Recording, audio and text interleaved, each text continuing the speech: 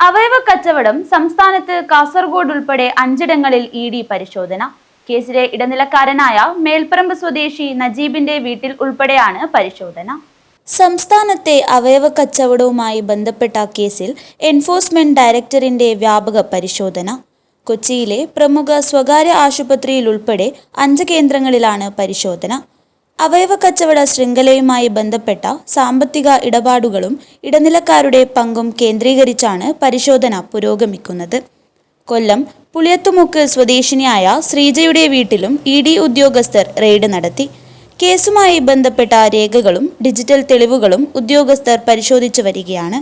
പരിശോധനയിൽ ലഭിക്കുന്ന വിവരങ്ങളുടെ അടിസ്ഥാനത്തിൽ തുടർ നടപടികൾ സ്വീകരിക്കുമെന്ന് സൂചനയുണ്ട്.